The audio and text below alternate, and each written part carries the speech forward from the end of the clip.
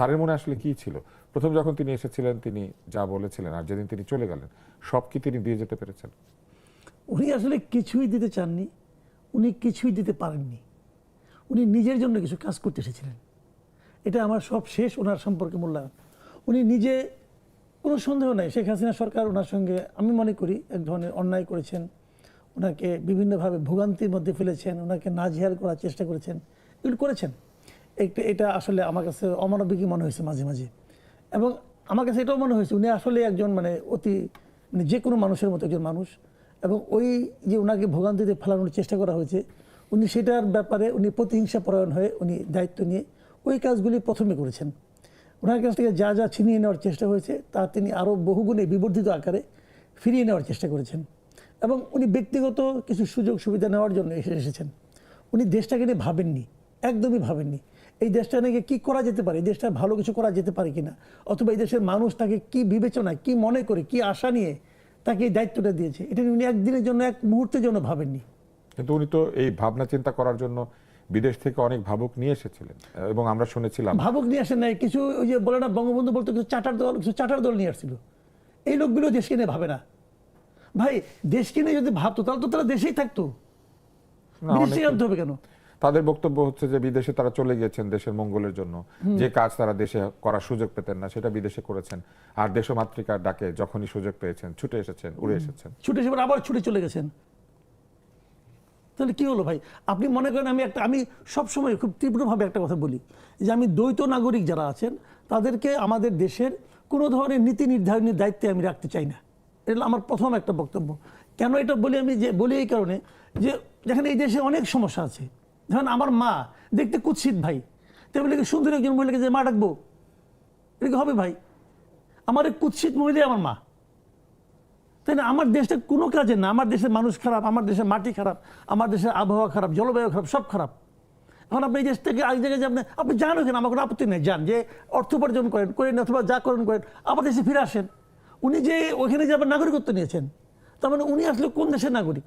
যখন নাকি conflict of interest আসবে, যেমন এই যে আপনার মনে করেন উদাহরণ দিয়ে বলি, এই যে যুক্তরাষ্ট্রের সঙ্গে যে চুক্তিটা হলো, এই চুক্তির সময় যে চুক্তির মাঝখানে যদি একদম দ্বৈত নাগরিক থাকে তাহলে উনি কোন দেশের স্বার্থই করবেন? যদি উনি আমেরিকার নাগরিক হয়ে থাকেন, কার স্বার্থই না? উনি খলিল সাহেব ছিলেন, খলিল সাহেব যদি দাবি করেন যে উনি আমেরিকার নাগরিক না, ঠিক আছে মানলাম নাগরিক না, তাহলে উনি 20-25 বছর আমেরিকা থাকলেন কীভাবে? তাহলে উনি গ্রিন কার্ড আছে অথবা থাকার বৈধভাবে থাকার কোনো পদ্ধতি আছে, যে এই লোক তো আমার দেশের জন্য নিরাপদ না, সে তো তার তো আপনার শেষ জীবন ওখানে কাটবে, আপনি নিশ্চিত থাকেন। সে কি তার ফ্যামিলিকে নিয়ে আসবে? তাও তার আমার সন্দেহ আছে। এই 1.5 বছর দাঁড়ে নাই। তাহলে এই লোকগুলো আসলে থাকে এখানে, যেটা আমি আগে বলতাম হাসিনার বলে কি হতো, হাসিনার প্রত্যেকটা মন্ত্রী এই দেশটাকে নিয়েছিল তার লুটপাটের জায়গা হিসেবে। লুটপাট করতো এখানে, সম্পদ পাঠাতো কানাডায়, নাহলে আমেরিকায়, নাহলে বেলজিয়ামে, নাহলে ইউকেতে, নাহলে নিজের পক্ষে মালয়েশিয়ায়, এটা তো এখানেই করতো, অথবা সিঙ্গাপুরে। কাজে এই দেশের প্রতি তাদের কোনো ফিলিংস কাজ করতো না। ডক্টর ইউনূসেরও ঠিক একই জিনিস, একই বিষয়। তিনি তো দেশে অনেক প্রতিষ্ঠান তৈরি করেছেন, গ্রামীণ ব্যাংক, ড্যানোনের দইয়ের কারখানা, গ্রামীণের কাপড় বিক্রির একটা দোকান, চেইন দোকান, গ্রামীণের স্বাস্থ্য সুখী নামে একটি হেলথের প্রজেক্ট, তারপরে একবার গ্রামীণ পাওয়ার মানে সোলার পাওয়ার, ওনার একটা ফ্যামিলি ট্রাস্ট আছে জানেন, ওনার গ্রামীণ টেলিকম আছে, সব আছে, একটা ট্রাস্টও আছে ওনার। অনেকগুলো প্রতিষ্ঠান আছে, আমি কয়েকটা নাম বলতে পারলাম। ওনার যে ট্রাস্টটা করেছেন, ট্রাস্টের একমাত্র কাজ হলো ওনার ফ্যামিলিকে লালন পালন করা, সেটা হলো ফ্যামিলি ট্রাস্ট।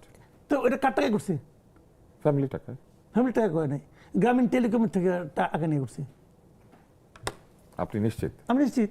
আচ্ছা, আমরা সামান্তা শারমিন আপনার কাছে আসি, আবার যাব মাসুদ কামালের কাছে। আমরা শুনছিলাম যে প্রফেসর ইউনূস আসলে দেশকে নিয়ে ভাবেননি, আপনারাও কি সেটা মনে করেন? কারণ আমরা দেখছি যে নির্বাচনের কিছুদিন আগে থেকে এবং তারপরে এনসিপি এবং তরুণরা প্রফেসর ইউনূসের পক্ষপাত নিয়ে কথা বলেছেন এবং বলেছেন যে নির্বাচনকে তিনি আসলে ঠিক নিরপেক্ষভাবে করতে পারেন নাই, এরকম একটি কথা আপনারা বলেছেন। আপনারা কি বিশ্বাস করেন যে তিনি আসলে দেশকে নিয়ে ভাবেন নাই, কোনো একটি দিকে ঝুঁকেছিলেন? ধন্যবাদ আপনার প্রশ্নের জন্য। যারা দেখছেন আর সহ আলোচক আছেন সকলকে সালাম ও শুভেচ্ছা। আসলে দেশকে নিয়ে খুব ভাবা, এটা তো একটা রেটরিক হয়ে গেছে। এবং আপনি তো ভালো মানুষই প্রিটেন্ড করতে পারেন চাইলে, তাই না? আপনি তো প্রিটেন্ড করতে পারবেন না যে আপনি খুন করেছেন, এটা প্রিটেন্ড করা যায় না। খারাপ যে আপনি, এটা প্রিটেন্ড করতে পারে না কেউ। কিন্তু কেউ যে খুব ভালো, সমাজে কি কি কাজ করলে খুব ভালো সাজা যায় সেটার একটা তালিকা আমাদের সকলের তো মাথায় অনেকদিন আছে। ধরে এটা করা তো কঠিন। কেন কঠিন? আপনার তালিকা অনুযায়ী আপনি একটা কাজ দিয়ে কিছুদিন প্রশংসা পাবেন, তারপরে আবার ওই ওই কাজটা শেষ হয়ে গেলে যখন একটু বদনাম শুরু হবে তখন পরের কাজটা ধরবেন, তখন মানুষ আবার একটু বাড়তি প্রশংসা আপনার কি করবে। মনে হয় যে প্রফেসর ইউনূসের এরকম একটি প্রবণতা ছিল? এটা আমি অনেকের মধ্যেই দেখেছি। পলিটিশিয়ান, রাষ্ট্রের কাজ যারা করেন, সাধারণ মানুষ যারা আমলা বিশেষ করে, আমি এটা অনেকের মধ্যেই খেয়াল করি। আমার নিজের মধ্যে যে নাই সেটা আমি বলবো না, আমার নিজের মধ্যেও হয়তো আছে, আমার অবচেতনে, কিন্তু এটা আছে, এটা স্বাভাবিক। এবং আমি যেটা মনে করি যে আমরা যখন ক্রিটিকের দায়িত্বটা নিই, কোনো ক্রিটিক মানে একপাক্ষিক ক্রিটিক কখনো হয় না।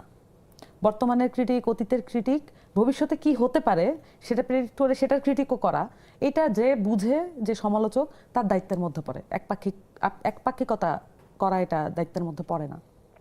এখন যখন ধরেন আমরা এই যে আয়োজনগুলোতে যখন আলাপ আলোচনা করি, টক শো বা এই ধরনের সেটআপে, কোন কোন জায়গাতে আপনার মনে হয় যে তিনি প্রত্যাশিত ভূমিকা পালন করতে পারেননি? আমি তো এটা বলেছি আগেও, আমার কাছে মনে হচ্ছে বিশেষত ফরেন পলিসির কিছু ইস্যুতে এবং পলিটিক্যাল ডিলিংসের জায়গা থেকে আমার কাছে মনে হয়েছে উনি যথেষ্ট আব্দুটামার কাজ করেন নাই। ফরেন পলিসির জায়গা থেকে যেমন ধরেন এলডিসি গ্র্যাজুয়েশনের কথা চলছিল বাংলাদেশের, যেটা হাসিনা খুব তোড়জোড় করে এটা বাধ্যগত মানে জায়গা থেকে সে করার চেষ্টা করছিল। এটাকে আগে সরকার এক ধরনের কৃতিত্ব হিসেবে দেখার চেষ্টা করছিল যে তারা বাংলাদেশকে দারিদ্র্যের চক্র থেকে মুক্ত করেছে। কিন্তু আসলে বেসিক্যালি আমাদের এলডিসিতে থাকাটা বেশি জরুরি, কিন্তু সেটা আগের গভর্নমেন্টকে বারবার এই বিষয়ে আমরা বলা চাইলেও হয়েছে। বেশি দিন থাকতে পারবো না, আমাদের হ্যাঁ, একটা গ্রেস কিন্তু পিরিয়ড আছে, সেটা 3 তো আছে, বছরের। যেটা আপনার ল অনুযায়ী যা হ্যাঁ, আছে, আমরা কিন্তু চাইলেও 2031 পার হতে পারবো না। কিন্তু সেটার তো আসলে কিছু ফর্মাল প্রসেস আছে। কিন্তু জোরপূর্বক তো কোনো কিছু চাপায় দেওয়া বাংলাদেশে আপনি এটা পারবেন না। বাংলাদেশের অর্থনীতি সেটার জন্য অনেক বেশি ক্যাপাবল, এটা আমরা দাবি করতে পারবো না। তো এই জায়গা থেকে So, ডক্টর ইউনূস এই প্রত্যাশিত জায়গায় দায়িত্ব পালন করতে অবশ্যই পারেন। করেন নাই। এবং উনি দেখা গেছে যে এটা শুরু থেকে তাকে বলা হচ্ছিল যে তাদের সরকারের মধ্যে অর্থ মন্ত্রণালয়ে যারা দায়িত্বে আছেন সকলকে বলা হচ্ছিল যে এটা আসলে পিছানো হোক, কিন্তু এটা পিছানো হয় নাই, আপিল করা হয় নাই। কিন্তু পরবর্তীতে এসে আমরা দেখলাম যে বিএনপি গভর্নমেন্ট এটার যথাযথ ভূমিকা নিয়েছে বলে আমার মত একটা জায়গায়। আর বিএনপি তো ধরেন ব্যবসায়ীরা এটা চাইছিল যে আরো কিছুদিন সক্ষমতা বৃদ্ধি করে তারপরে ফার্মাসিউটিক্যাল যারা Pharmaceutical, garments industry, garments industry, তারা খুবই এটা ভোকাল ছিল। সো এবং ট্যারিফ, যেটা রেসিপ্রোকাল ট্যারিফ, যেটা মানে মার্কিন যুক্তরাষ্ট্রের সাথে, মার্কিন যুক্তরাষ্ট্রের সাথে, এটা তো আমরা একরকমের বেঁচে গেলাম যে মার্কিন সুপ্রিম কোর্ট নিজে থেকে এটাকে ট্রাম্পের বিরুদ্ধে অবস্থান নিয়েছে। কিন্তু তারপর আমরা এখনো বাঁচি নেই। আমি এই প্রসঙ্গে আসছিলাম যে আমরা পুরোপুরি বাঁচি নেই এখনো। আমাদের সিরিয়াসলি দোয়া করা উচিত যে আমরা যেন এই বিষয়টা আপোষে, এবং এইটা কিন্তু আমি কোট করে বলছি, বিকেএমএ সভাপতিও বলেছেন যে এটা যদি আপোষে চলে যায়, এই চুক্তিটা যদি আপোষে নিষ্ক্রিয় হয়ে যায়, সেটা আমাদের জন্য ভালো। কারণ আপনি আমেরিকার মতো শক্তির সাথে চুক্তি করে ফেরত আসবেন, এরকম কোনো অপশন থাকে না। এটা এলডিসি গ্র্যাজুয়েশনের মতো না বিষয়টা, একবার করলে এটা ফলো আপ করতে হয়। সো আমি বেসিক্যালি ফরেন পলিসিগত জায়গায় আমার অনেক কিছু ডিপি ওয়ার্ল্ডের সাথে চুক্তি করার কথা ছিল। এই বিষয়গুলো আসলে খুবই ধোঁয়াশাপূর্ণ। এবং আমি একটা জিনিস বলি আপনাকে, করেছেন কিন্তু এটা রিট হওয়াতে আটকে আছে। রিট হওয়াটা একটা আছে, এবং বারবার এটা শেষ পর্যন্ত আশিক চৌধুরী এই কিছুদিন আগেও উনি বারবার বলেছেন যে এটা তো নির্বাচিত সরকারের কাজ। কিন্তু মানে এই বিষয়গুলো খুবই ধোঁয়াশাপূর্ণ ছিল। আরেকটা জিনিস আমি বলি, আমাদের দেশে এনডিএ যেভাবে ওয়ার্ক করে, নন ডিসক্লোজার এগ্রিমেন্ট, আপনি যখন কোনো এগ্রিমেন্ট যখন নন ডিসক্লোজার হয়, কিছু আপনার থাকবেই সিকিউরিটি ইস্যু, কিন্তু বাংলাদেশে সবকিছু কিভাবে সিকিউরিটি ইস্যু হয়, প্রত্যেকটা চুক্তি কিভাবে সিকিউরিটি ইস্যু হয়, সব ধারা, সকল ধারা, সকল চুক্তি, সকল দেশের একসঙ্গে। সাথে আপনার সারাক্ষণই এটা এনডিএ অবস্থায় থাকে।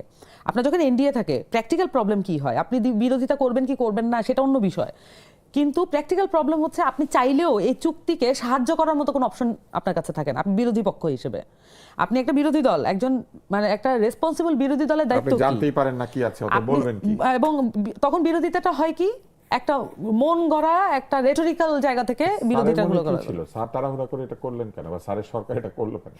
মানে এইটা ধরেন, এটা কি ধরেন আমি যদি বলতে চাই, ধরুন কথা বললে অনেক কিছুই বলা যায়, কিন্তু আপনাদের কি এগুলো, মনে হয়? এটা আমি মনে করি যে ইতিহাসের দায়িত্ব এগুলো বিচার করা। বাংলাদেশে ধরেন এখন পর্যন্ত তো আমরা মুক্তিযুদ্ধের নানান বয়ান পেয়ে আসছি না, মুক্তিযুদ্ধের সময় কি হয়েছে, কারা কি করেছে, এইটা একসময় ইতিহাস বিচার করবে।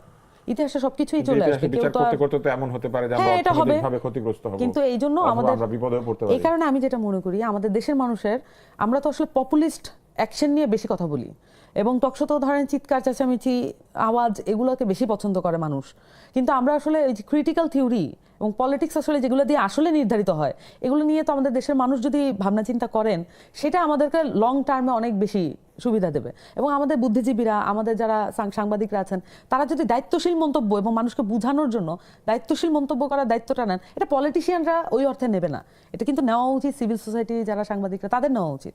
কিন্তু আমরা দেখা যাচ্ছে যে একটা গড়পড়তা পপুলিস্ট মন্তব্যের মধ্যেই থাকতে পছন্দ করি, এইটা থেকে উত্তরণ আমাদের প্রয়োজন। এবং তখন গিয়ে আপনি ইতিহাসের যে নতুন ব্যাখ্যা পাবেন বা ইতিহাসের যে রিডিং সময়টা পাবেন, তখন গিয়ে ওটা কাজে লাগবে। সো এটা আমার কাছে মনে হয় যে এটা পলিটিশিয়ানদের চেয়ে বেশি হচ্ছে সামাজিক মূল্যবোধ সম্পন্ন মানুষের খাতে এটা যায়। মাসুদ কামাল, আমরা লক্ষ্য করেছি একটি বড় সমালোচনা হচ্ছে এই নিয়ে যে মবের যে সংস্কৃতি এক ধরনের পৃষ্ঠপোষকতা করা হয়েছিল তার শিকার একদম শেষ পর্যায়ে এসে হলেন বাংলাদেশ ব্যাংকের বিদায়ী গভর্নর হাসান মনসুর। দেখা গেল তার ভেতরের কর্মচারীরা এক ধরনের মব তৈরি করেছিল এবং তার কয়েকদিন আগে বাসসের মাহবুব মোর্শেদ একই ধরনের মবের শিকার হয়েছেন।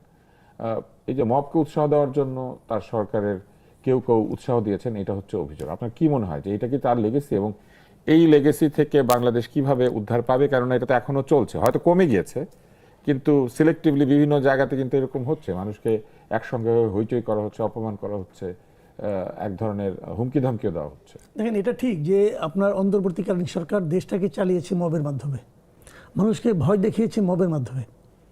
ওনার এটাই ছিল উইপেন। উনি কিন্তু আপনার পুলিশ অথবা অন্য অন্য যে সশস্ত্র যে বাহিনীগুলি সরকারে আছে থাকে আর কি, তাদের মাধ্যমে কিন্তু তারা দেশ চালাতে চায়নি, তারা দেশ চালিয়েছে মবতন্ত্রের মাধ্যমে। এটা একদম বাস্তবতা। বাট কোশ্চেনটা হলো কি, তারা তো চলে গেছে, তারা চলে গেছে আজকে তো প্রায় 10-12 দিন হয়ে গেলো, 10 দিন তো হয়ে গেলো। তো এখনও যদি মব থাকে, এটাকে আমি ওদের লিগেসি বলবো না, এটা হলো এই সরকারের ব্যর্থতা। এটা কথা পরিষ্কার ভাই, এটা হলো বর্তমানে বলবেন যে নতুন সরকার আসছে, হ্যাঁ নতুনই আসছে, কিন্তু আপনি মবটা করতে দিচ্ছেন কেন? যেটা হয়েছে আপনার বিএসএসে, যেটা হয়েছে বাংলাদেশ ব্যাংকে, এটা ঠিক হয় নাই। এটাকে প্রশংসা করার মতো কোনো যুক্তি আমি দেখি না। এটা এই গভর্নমেন্টের ব্যর্থতা, টোটালি ব্যর্থতা। আবার দেখেন আপনি কয়েকদিন আগে ওই তো গত পরশুদিনই তো, আজকে তো বৃহস্পতিবার, কালকেই তো ঘটনা, বরিশালে যে আদালতে যে ঘটনাটা ঘটছে, এই যে আদালতে বারের প্রেসিডেন্ট যিনি আছেন উনি জাজের সামনে যে কেন জামিন দেওয়া হলো আওয়ামী লীগের একজন লোককে, এটা নিয়ে এসে ভাঙচুর টংচুর করলো, করার পরে কী হলো, আজকে কিন্তু ওই বারের প্রেসিডেন্টকে গ্রেপ্তার করা হয়েছে। এবং গ্রেপ্তার করার পর সে কিন্তু আবার ওই জাজের কাছে গেছে জামিন চাওয়ার জন্য, তার জন্য এবার তাকে জামিন দেয় নাই। যাকে আপনি আগের বার জামিন দিল কেন, এই জন্য আপনি মারামারি করলেন, আদালতে ভাঙচুর করলেন, চেয়ার টেবিল ভাঙলেন, যে চেয়ারগুলিতে আপনার উকিলরা বসে সেটাই ভাঙলেন উনি, ভেঙে টেঙে নিয়ে হইচই করলেন, তো ওনাকে গ্রেপ্তার করা। এই যে গ্রেপ্তার করা যেটা হয়েছে, এটা হলো একটা মেসেজ যে তুমি আইনটাকে তুমি নিজে হাতে তুলে নিতে পারো না। একটা অন্যায় হতে পারে, অন্যায়ের ব্যাপারে তুমি আইনের কাছে যাও, কিন্তু তুমি আইনের কাছে না যে তুমি আইনটাকে নিজে নিজে তুমি সিদ্ধান্ত নিয়ে নিজে তুমি অ্যাকশনে চলে গেলা, এটা ঠিক না, এটা মানা যাবে না। এবং এই যে বিষয়টা, এটা যদি বিএসএসে হতো, এটা যদি বাংলাদেশ ব্যাংকে হতো, তাহলে কিন্তু আপনি আজকে বলতেন না যে এই সরকার মবের লিগেসিটাকে টেনে নিয়ে বেড়াচ্ছে, বলতেন না। কিন্তু এটা তো সরকার এটাকে একভাবে ইনভাইট করেছে, তাদেরকে তাদের বিরুদ্ধে বলার সুযোগটা সরকার করে দিয়েছে। সরকার যে প্রক্রিয়া বাংলাদেশ ব্যাংকের গভর্নর চেঞ্জ করলো, এই প্রক্রিয়াটা ভালো হয় নাই। এই বিএনপি সরকার যতগুলি দায়িত্ব নেওয়ার পর যে 2-3টা কাজ খারাপ করছে, তার মধ্যে এটা একটা, তো এটা ঠিক হয় নাই। কিন্তু আপনার মূল যে প্রসঙ্গটা, যে উনি কীভাবে দেশ চালাতেন, উনি মব দিয়ে চালাতেন, আসলে মব দিয়ে চালাতেন। আমার বিবেচনাকে জানেন, উনি আসলে কিছুই করতেন না। মানে আমার অন্তর্বর্তীকালীন সরকারকে আমার কাছে মনে হয়েছে এটা একটা নন সিরিয়াস টাইপের গভর্নমেন্ট। উনি জানেনই না যে গভর্নমেন্টের ইনস্ট্রুমেন্টগুলি কীভাবে কাজ করে, অথবা উনি জানার চেষ্টাও করেন নাই এই যে দেশটাকে কীভাবে চালাতে হবে। দেখেন কতটা মানে আপনার হাস্যকর, কতটা দায়িত্ব জ্ঞানহীন মন্তব্য উনি করেছেন। আপনি খালি উনার অবস্থানটা বোঝার জন্য একটা জিনিস খেলে আপনি করেন, নুরুল কবিরের সঙ্গে উনি একটা ইন্টারভিউ দিয়েছেন। আপনি খালি ওই ইন্টারভিউটা পড়েন, তাহলে বুঝতে পারবেন একটা লোক কত মানে কাণ্ড জ্ঞানহীন হতে পারে, কতটা হতে পারে। একটা লোক বলতেছে যে আমার তো কোনো এক্সপিরিয়েন্স নাই, তো এনেছে, তো অন্যদের ব্যাপারে আপনি কিছু বলেন না, ওদেরকে আমি কী বলবো, আমি তো যাই না কিছু, তো ওদেরকে আমি কীভাবে বলবো। তার মানে কতগুলি শিশু টাইপ, আমি ধরলাম তারা খুব সৎ, কতগুলি শিশুকে দায়িত্ব দিয়েছেন আপনি দেশ চালানোর জন্য, এটা হইলো? এটা তো হয় না। যাদেরকে তিনি দায়িত্ব দিয়েছিলেন তারা তো শিশুর মতো কাজ করেন নাই, তারা তো বড়দের মতো কাজই করেছেন। তারা তো শিশুর মতো ভালো কাজ করেছেন। চুরির ক্ষেত্রে অলরেডি দেখলাম তো যে মানে কয়েকশো মানে আপনার দুর্নীতির অভিযোগ অলরেডি দুদকের কাছে পড়ে গেছে। এবং নিরাপত্তা এই নিয়ে প্রফেসর ইউনূসের সরকারের অনেক সমালোচনা হয়েছে। কেননা এক ধরনের অনিরাপদ পরিস্থিতি তৈরি হয়েছিল। বিএনপি, জামাতে ইসলাম দুটি বৃহৎ দল তাদের নির্বাচনী ম্যানিফেস্টোতে নিরাপত্তার কথা বলেছে। কেউ বলেছে চাঁদাবাজ বন্ধ করবে, চাঁদাবাজি বন্ধ করবে এবং অন্যান্য দুর্নীতি বন্ধ করবে, আবার কেউ বলেছে যে সামাজিক নিরাপত্তা, নারীদের নিরাপত্তা, অ্যাজ এ হোল ব্ল্যাঙ্কেট নিরাপত্তার কথা। কিন্তু দুই পক্ষ নিরাপত্তার কথা বলেছে, তার মানে নিরাপত্তা আসলেই একটা ইস্যু ছিল। আরেকটি বড় বিষয় হচ্ছে সাংবাদিকদের স্বাধীনতা। যদিও বলা হয়েছে যে সাংবাদিকরা খুবই নিরাপদ ছিল, কিন্তু the rights and risks analysis group RRAG তারা রিপোর্ট করেছে যে 640 জন জার্নালিস্টকে নানান ধরনের সমস্যার মুখোমুখি হতে হয়েছে, যার মধ্যে হচ্ছে তাদেরকে অ্যাটাক করা হয়েছে, কাউকে বন্দি করা হয়েছে, কাউকে বিনা জামিনে আটক করে রাখা হয়েছে, কাউকে জিজ্ঞাসাবাদের জন্য ডেকে নিয়ে বসিয়ে রেখে তারপরে মামলা লেখা হয়েছে। আপনার কি মনে হয় আসলে কি বাক স্বাধীনতা এবং সাংবাদিকদের উপরে এক ধরনের গোপন এক ধরনের অত্যাচার চলেছে? আসলে আমার কাছে মনে হয় যে বাংলাদেশের স্টেটের জায়গা থেকে সবকিছুই আসলে খুবই খোলনলচে পাল্টানো প্রয়োজন। এই প্রয়োজন অস্বীকার করার কোনো উপায় নেই, এবং এই প্রয়োজনটা একটা সেক্টরের সাথে আরেকটা সেক্টরের খুব বড় কানেকশন আছে। আমাদের এই ইন্টারিম গভর্নমেন্টের সময় আমার কাছে, যদি আমি ব্যক্তিগত অবজারভেশন বলি, আমার কাছে বাক স্বাধীনতার একটা উন্মুক্ত সময় মনে হয়েছে ওভারঅল। তবে এর মধ্যে কিছু ঘটনা ঘটেনি এটা আমি বলতে পারবো না। তবে যে ঘটনাগুলো আপনি যে পরিসংখ্যান উল্লেখ করলেন, এটা আমার কাছে মনে হচ্ছে যে এটা ঘটে থাকতে পারে, যেহেতু প্রিভিয়াস যে সিস্টেমটা এখনো মানে তখনও বলবৎ ছিল, এখনো কিন্তু বলবৎ আছে। এবং আমরা খুব কিছুদিনের মধ্যেই দেখতে পাবো যে এই বিএনপি সরকার কিভাবে এই বাক স্বাধীনতাকে হ্যান্ডেল করে। It's not that easy. মানে আপনি এরকম একটা দেশে যখন ফ্র্যাগমেন্টেড অনেকগুলো মানে সোসাইটি থাকে এবং টুকরো টুকরো অনেকগুলো এমনভাবে লেগে থাকে যে একজন আরেকজনকে পাইলে মেরে ফেলবে, এই ধরনের ঘৃণা পোষ করে আসলে সমাজে বেঁচে থাকা ইটস রিয়েলি নিয়ারলি ইম্পসিবল। এবং সেটাকে মিনিমাইজ করার জন্য না ইন্টারিম গভর্নমেন্ট কোনো স্টেপ নিয়েছিল, যে আমাদের মতাদর্শিক যে মত পার্থক্য আছে সেগুলোকে মিনিমাইজ করার জন্য একটা ওই যে যেটা আপনি বলেন যে ব্ল্যাঙ্কেট মানে নিরাপত্তার চাদরে বেষ্টিত করা, সেটার আমি যথেষ্ট স্টেপ দেখিনি। বরঞ্চ কোনো কোনো ক্ষেত্রে আমার কাছে মনে হয়েছে এই যে অনিরাপত্তার পরিবেশ, সেই অনিরাপত্তার পরিবেশকে পলিটিক্যাল নেগোসিয়েশনের কাজে লাগানোর জন্য এক ধরনের প্রেক্ষাপট তৈরির চেষ্টা। সো এইটা খুবই মানে আমার কাছে মনে হচ্ছে যে ডিসঅনেস্টির জায়গা। তবে ওভারঅল সোশ্যাল মিডিয়া থেকে আমরা তো আসলে হাসিনার গভর্নমেন্ট পার করে এসেছি, সো সোশ্যাল মিডিয়া থেকে শুরু করে শিক্ষা প্রতিষ্ঠান অন্যান্য জায়গায় আমি বলবো মত প্রকাশের এক ধরনের স্বাধীনতা কিন্তু ভোগ করেছে ওভারঅল। কিন্তু এর মধ্যে যে ঘটনা ঘটেনি তা না। আপনি জানেন যে একটা বেসরকারি বিশ্ববিদ্যালয়ের একজন শিক্ষককে নেকাব খুলতে বলায় তাকে কিন্তু আসলে বহিষ্কার করা হয়েছে ওই উক্ত প্রতিষ্ঠান থেকে। এই ধরনের ঘটনাও কিন্তু আবার ঘটেছে। মানে মানে বিভিন্ন পেশাজীবীদের যে স্বাধীনতা সেটাও কিছু কিছু ক্ষেত্রে রহিত হয়েছে।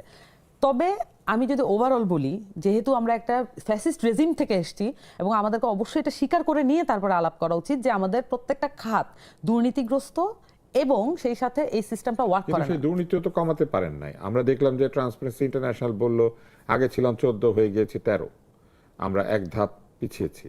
0 হচ্ছে সবচেয়ে খারাপ, তারপরে 1 2 3 4 করে এই স্কেলটা হয়। সেক্ষেত্রে আমরা 14 ছিলাম মানে একটু ভালো ছিলাম, সেখান থেকে 13 হয়েছি। তাহলে দুর্নীতিও বাড়লো কেন? এই দুর্নীতি কি চাঁদাবাজি শুধু, নাকি এই দুর্নীতি প্রাতিষ্ঠানিক না দুর্নীতি না, আছে? কখনোই এটা শুধু চাঁদাবাজি না। চাঁদাবাজি এটার একটা পার্ট এবং এটার একটা মানে লেসপেন্সার গোষ্ঠী চাঁদাবাজরা। কিন্তু এটা তো মানে চাঁদাবাজিকে আপনার দেখতে হবে ইনফর্মাল ইকোনমির জায়গা থেকে, ইনফর্মাল ট্যাক্সেশন এটা। এবং আমাদের দেশে যেই ধরনের প্রতিষ্ঠান, আমাদের দেশে তো কর্মসংস্থান নাই, আমরা ক্ষুদ্র ব্যবসায়ীদেরকে তো আসলে আপহোল্ড করতে পারি না। তারা আমার মনোযোগের মূল কেন্দ্রবিন্দু না। আমার মনোযোগের মূল কেন্দ্রবিন্দু হচ্ছে বড় ব্যবসায়ীরা। এবং এই যে নিয়োগগুলো হচ্ছে, ক্ষুদ্র ঋণদাতা ব্যক্তির কি ক্ষুদ্র ব্যবসার দিকে তাকানোর কথা ছিল না? আমি ওইটাই আসছি যে আপনি দেখছেন যে এখন যে নিয়োগ, আপনি দেখেন না যে মনোযোগ কোথায় থাকে একটা বড় পার্টির। যে কোনো পার্টির মনোযোগটা থাকে ব্যবসায়ী। বড় ব্যবসায়ীদেরকে যদি সন্তুষ্ট করা যায় তাহলে সন্তুষ্ট থাকবে, কিন্তু ক্ষুদ্র ব্যবসায়ীরা তো আমাদের দেশের অর্থনীতির একটা বড় ভিত্তি কিন্তু তারা ধরে রেখেছে। এই ক্ষুদ্র ব্যবসায়ীদের কাছ থেকে ইনফর্মাল ট্যাক্সেশন যেটা করা হয় সেটা হচ্ছে পলিটিক্যাল ওয়েতে করা হয়, এটা হচ্ছে চাঁদাবাজি। কিন্তু আপনি দেখেন যে আমাদের দেশে আমলাতান্ত্রিক চাঁদাবাজি কি পরিমাণ। আমাদের দেশে তো একটা ব্যুরোক্রেটিক সোসাইটি, ব্যুরোক্রেটিক একটা স্টেট। এবং এই ব্যুরোক্রেট এবং দেখেন যে এই যে যিনি আনিস মনসুর আহসান মনসুর সাহেবকে